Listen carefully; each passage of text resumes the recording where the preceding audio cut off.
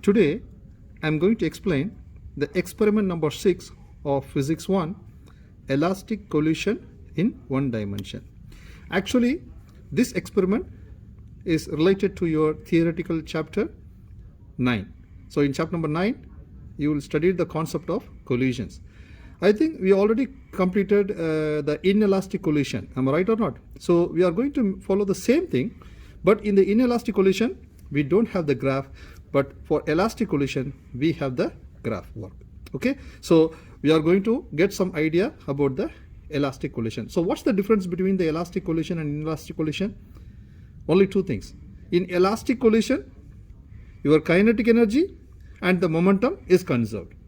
But in inelastic collision, only momentum is conserved, but your kinetic energy is not conserved.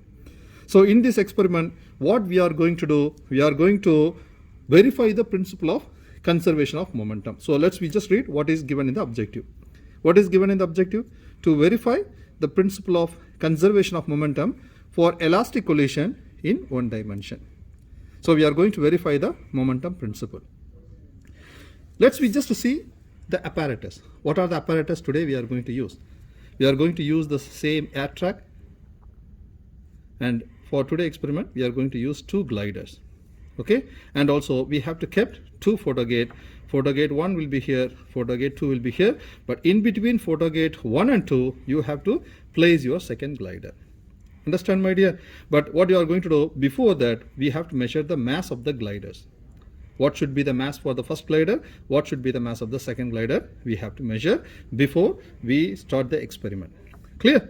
So the first part of the diagram gives you the clear information about before collision, and the second diagram tells you about after collision. So you can just have a look here, my dear. In the first diagram, in the first part of the diagram, you can see our second glider is at rest. Only the first glider have the speed.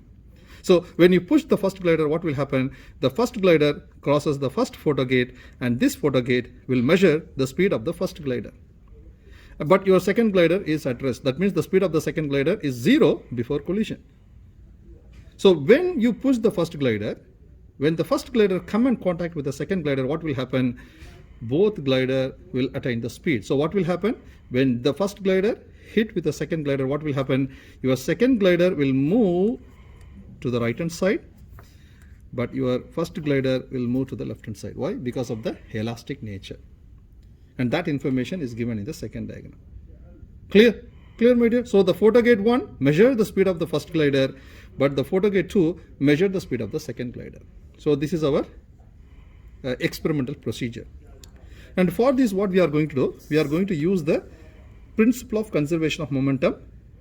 We already know the momentum formula. Momentum, which is nothing but mass multiplied by the speed, or mass multiplied by the velocity. We are considered in one dimension. That's what I'm saying. It's a speed. Clear? So we are going to use this formula for each and everything. That means the momentum of the first glider plus the momentum of the second glider, which is equal to momentum of the first glider, momentum of the second glider. That means this is before collision, this is after collision. When you apply this formula for each and every glider, before collision and after collision, you will get this equation. Clear? And also we know kinetic energy is conserved for this elastic collision. So your kinetic energy is not conserved for inelastic collision. Understand? But the concept wise, what we are going to do, we are going to use two equations. The first equation is momentum equation, and here the second equation is related with the kinetic energy equation. By merging these two equations, finally you will get this equation. Okay, we are going to use this equation for our data analysis. My dear, in this experiment, the only one data analysis, you are going to find the slope. That's it. Okay, this equation will be given. You have to get your slope value closer to 0.5. So how we got this equation? We got this equation by using the conservation of the momentum equation and the conservation of the kinetic energy equation. When you merge, when you just compare the first equation and the second equation, finally you will get this equation, and here we have to prove our slope is exactly closer to 0.5. Clear? So this equation will be given in your exam paper. Understand? Okay, we just see the apparatus. Again, we are going to use the air blower, and the air blower is connected to the track, air track, and in the air track there are many holes. When the air is coming out of these holes, what will happen? It will avoid the friction between the surface of the glider and the surface of the air track. So today we are going to use two gliders, glider 1 and glider 2. And also we are going to use two photo gates, photo gate 1 and photo gate 2. And here the photo gate 1 is connected to the box, timer box, first one, and also you have another photo gate, and this should be connected to the second timer box. So in this experiment we are going to use two timer box. How many timer box we are going to use? We are going to use two timer box. The first timer box is used to measure the speed of the first glider. The second timer box, after the collision takes place, we are going to use the second timer box to find the speed of the second glider. Clear? But the most important thing, you have to add this small masses only to the second glider. Clear? You should not add the small mass to the first one. You must add the small grams. That means the delta value. In the table we give the value of the small mass as delta. So you have to fix, you have to substitute, you have to hang this mass to the second glider only. Clear? So when I just going to take the T reading, by the time I will explain. Clear, my dear? So today experiment, what program we are going to use in this timer box? Here each timer box is connected with a different photo gate. So the first one is connected to the first photo gate, second one is connected to the second photo gate. So you have to give the program separately. So what program? We are going to measure the speed. So we have to give the program as speed 1 gate, speed 1 gate. Clear? Okay, we just see the table. What is given in the table? Top of the table, mass of the glider 1. So you must find the mass of the glider 1. This is your glider 1. You have to find the mass first by using your triple beam balance. And once you find the mass, you have to write the value here in terms of grams. Likewise, after you finish the mass of the first glider, you have to find the mass of the second glider. My dear, generally the mass of the first glider and the mass of the second glider will be very closer to each other. Not that much big difference in the mass, only small variation will be there. And if you see the first column, you can see delta, and this delta is nothing but the small grams. Just before I told you the many small slot like masses, am I right? So these are all the small masses. These two are 5 grams, and this is our 10 gram mass, and this is our 20 gram mass. So we are going to substitute these masses only to the second glider, not to the first one. Only you have to substitute the small mass to the second glider. Understand, my dear? So these are all the apparatus today we are going to use for finding the speed of the glider. Okay, let's come here. Let's start from the first value. So first what I'm going to do, I'm going to find the mass of the first glider. So what I'm going to do, I'm going to take the first glider. I'm going to measure the mass here. I'm going to measure the mass here. So before that, what you have to do, you have to set the line to 0.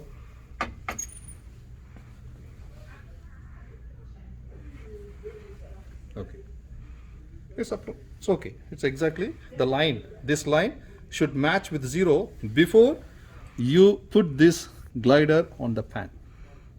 So I already explained this triple beam balance in the previous experiments. So before you put any object on the pan, what you have to do, you have to adjust this knob to make this line exactly coincide with 0. Clear? And you have 3 beams. The first beam, adjustment in terms of 1, and the middle beam is in terms of hundreds, and the third beam in terms of tens. So what I'm going to do, I'm going to find the mass of this glider. I'm going to put this glider at the top of the pan. So anyhow, we have to start from the 100. So I'm going to start with 100. So I moved my 100 grams, the first the mass to the 100 level. But is there any change? No variation, because we have to again make the line exactly coincide to 0. So I have to move this pointer to 200 grams. Now, no variation. Again, I have to move to 300. What happened? It's fell down.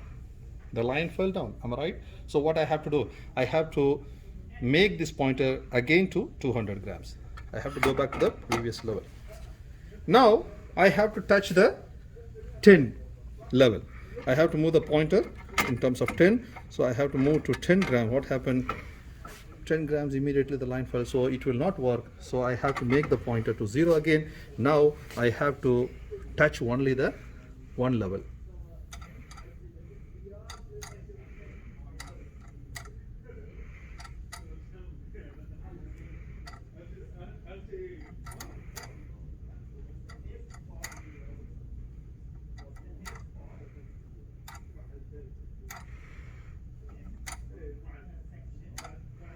Okay, now you can see the pointer moves, so I have to adjust this.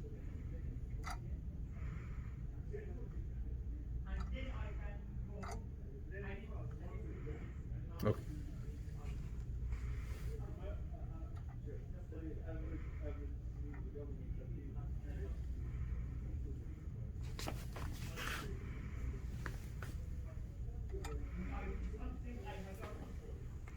Okay, this is okay. This is exactly, you can see the pointer here.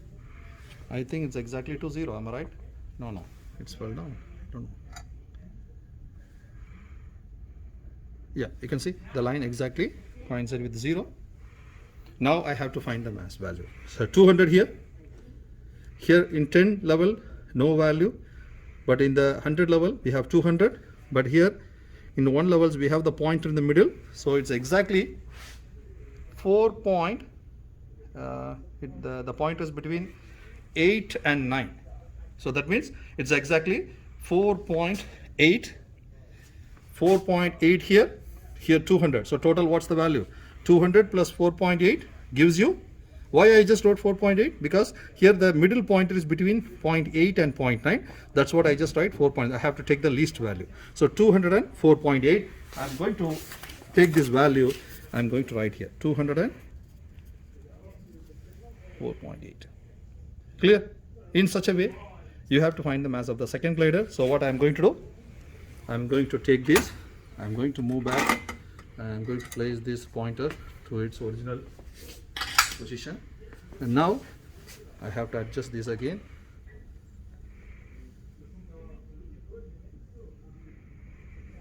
Okay. Now we have to measure the mass of the second glider. So I have to place my second glider on the pan. Now again, we have to do the same thing. First I have to touch the 100 level pointer, no change. Then I have to go to the 200 level, no change. If I move to 300, it will fall down. So I don't want to waste my time. And also if you move the 10 grams, it will fall down. So these 10 grams will not work. Again, we have to play with a one level.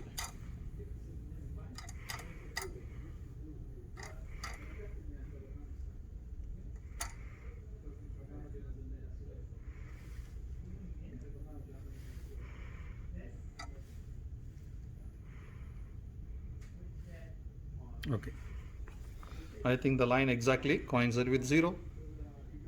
Now let's see what's the reading. Here 200, oh sorry, right, just a minute. So here 200, here.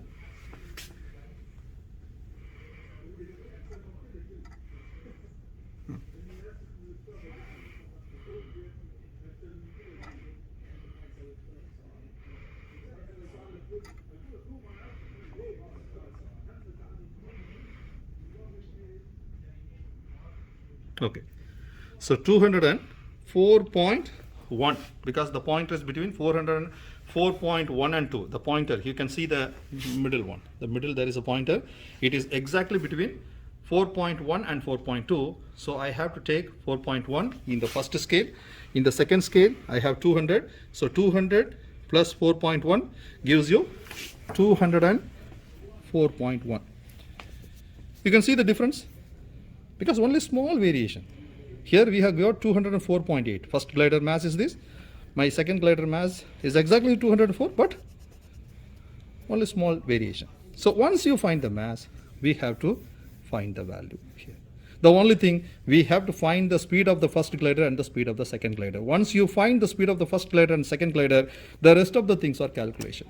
Okay, now what I'm going to do, I'm going to take my second glider, I'm going to place exactly in the middle of the two photo gates. My dear, generally the previous experiment, we fixed the position of the first photo gate and the second photo gate. Am I right? But for this experiment, no need for the specific position. You have to adjust the position by yourself. Generally, if you put the two gliders in between these two photo gates, this much distance is enough. So this much distance between the two photo gates, which is much more enough for taking the reading. Okay, so now once you put two gliders in between the photo gates, this distance is enough. Now what I'm going to do, I'm going to place my first glider to the extreme edge. That means extreme end, I'm going to push my first glider. I'm going to place my second glider here. But the most important thing, you have to add this 10 grams only to the second glider, not to the first glider. So here I have 10 grams here, 5 plus 5. So what I have to do, I have to substitute 5 grams here and 5 grams to that side also. Now you can it is easily balanced. Okay, now I have to give the program here because we are going to find the speed. So what you have to do, please turn on the timer box. We have to measure the speed. So if you press this red color, one time you will get time, second time you will get speed, because we are going to measure the speed. And also this timer box is connected to the first photo gate. That means only one photo gate. So we have to set speed one gate. So how you have to fix one gate? By pressing this blue color one time is enough. And then you have to press this black color for start. So once you press first time, the star will be appear on the screen. Likewise, you have to give the same program for the second timer box also. Why? Because the second timer is connected to the second photo gate. This connection is given to the second photo gate. Okay, this timer box connection is given to the second photo gate. Again, you have to give the same program, speed one gate, and also you have to press the star. Clear? That's it. We gave the program and we substitute a small grams to the second glider, 5 grams this side, 5 grams that side, and we put our glider, first row glider, to the extreme end here. Clear? Now what I am going to do, I am going to turn on the blower. Once you turn on the blower, what will happen? Air will go into the air track through this tube. It will avoid the friction between the layer of the gliders and the layer of the air track. That means the side layers. So what I am going to do, I am going to turn on. And you have to make the pointer to the maximum level. Once you give this air blower to the maximum level, what will happen? Air will coming out of this air track, but you have to hold your two gliders by using your hand. Now what I am going to do, I am not going to touch, because the previous topic I told you this second glider is at rest. That's what I just hold with my hand. But you have to push the first glider. I am going to release the first glider. So when I just release, what will happen, my dear? What will happen? You can just understand from the concept. You can just come here. When you release the first glider, what will happen? The first glider will crosses the first photo gate. Its speed will be measured by the first timer box. Am I right? And now when it come in contact with the second glider, what will happen, my dear? Here we fixed some plunger with some rubber bands. Am I right or not? When it come in contact with the second glider, what will happen? After the collision takes place, what will happen? The second glider will go to the right hand side, but the first glider, again, it will go to the left hand side. So when the second glider crosses the second photo gate, its speed will be given by the second timer box. Understand? I will explain one more time. Please listen carefully. You have to place your first glider to the extreme end, and you have to place your second glider to the middle of the two photo gates. Clear? You have to hold both gliders by using your hand. And now what you have to do, you have to push this glider, first glider, and you have to release the first glider. What will happen? When you release the first glider will crosses the first photo gate. That means by the time the first photo gate find the speed of the first glider, and that speed will be given by the timer box, first timer box. Clear? And likewise, you can see here, when the first glider come in contact with the second glider, what will happen? Collision takes place. because of these rubber bands we attached with both gliders. And what will happen after the collision takes place, what will happen because of this rubber band, what will happen, the second glider will go to the right hand side and the first glider will go to the left hand side. So now what will happen, when the second glider crosses the second photo gate, that speed will be measured by the second timer box. That means this is your U value, this is your V value, that's it. So the U stands for the speed of the first glider and V stands for the second glider. Clear? Okay, now I am going to take the reading for the first mass. First mass is nothing but 10 small grams. Small grams, 10 grams we attach to the second glider. Again I have to fix the star. Now what I am going to do, you can see here, I am going to release the first glider. 1, 2, 3. Now you can see this 8.4 is the speed of the first glider and this 7.6 is the speed of the second glider. Clear? So I am going to write this reading here. U value 8.4 and then V value here, U value 8.4 and V value, it's a 7.6. So I'm going to write 7.6 here. Once you find the speed U and V, you will easily find the value of U over V2 by using your calculator. 8.4 divided by 7.6. 8.4 divided by 7.6, you will get the answer 1.105. So I'm going to take only 2 digits, so 1.11. And here M2 plus delta divided by M. What is our M2? Our M2 is 204.1 and our delta value is 10. Our M1 value is 204.8. So I'm going to substitute the value here. M2 204.1 plus 10 gram divided by 204.8. What's the value here? 1.045. So I can write here 1.05. So we finish the reading for the first small grams. Likewise, what you have to do, you have to repeat the experiment for the rest of the small grams. What is your second grams, my dear? It's 20. So what you have to do, you have to remove these 5 grams on both sides. You have to substitute 20 grams. That means 10 grams this side, 10 grams that side. And again you have to press the star and release the first glider. Release the first glider. When the first glider crosses the first photo gate, the speed of the first glider is measured by the first timer box, and after it come in contact with the second glider, what will happen? Collision takes place, but the second glider will go to the right hand side.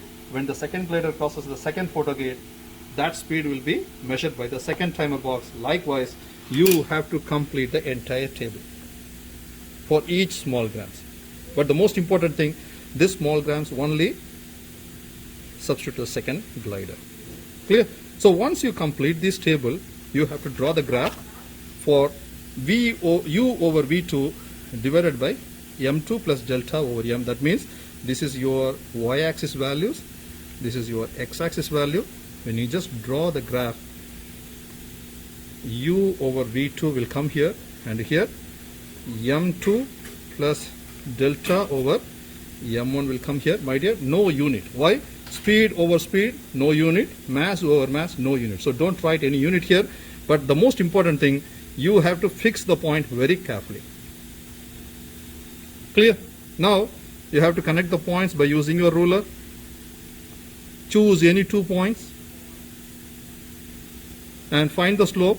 This is your x1, this is your x2, this is your y1, this is your y2. So you know the slope formula, which is nothing but y2 minus y1 over x2 minus x1. Substitute the value in the formula. After you substitute the value, what should be your answer? Your answer must be closer to 0.5. Generally, nobody will get 0.5 exactly. Some small variation will be there. Maybe for 0.45, maybe 0.35, like that you will get. But based on this equation, what should be your slope? This is your slope, y, which is equal to mx plus c. This is our equation of the straight line. This is in your y-axis, this is in your x-axis. Your m stands for slope. Your slope must be closer to 0.5. And what is this half? This half is your y-intercept. My dear, generally we never ask the student to find the value of the y-intercept. We only concentrate on the slope. But what should be the intercept value? When you extend the line to y-axis, when you touch this line to the y-axis, this value is also 0.5. But generally we never focus on this intercept. We will only focus on the slope. Clear? So the most important thing, you have to verify, you have to prove that your slope is exactly equal to 0.5 or closer to 0.5. And once you find the slope, suppose you got 0.45, for example, you have to find the error percentage. Generally the slope should be 0.5, but generally nobody will get exactly 0.5. Maybe it will be closer to 0.45 or 0.35 or 0.38, like that you will get. And you have to take your slope value and you have to find the error percentage. So what formula is given here? Error percentage, which is exactly equal to your slope answer minus the actual slope answer divided by actual slope answer multiplied by 100, and your error percentage must be between 0 to 20%. If you got the error percentage between 0 to 20%, your answer is perfect. That means you are verifying the principle of conservation of momentum. Clear, my dear? So this is the explanation for your experiment number 6, elastic collision in one dimension. That's it. Thank you.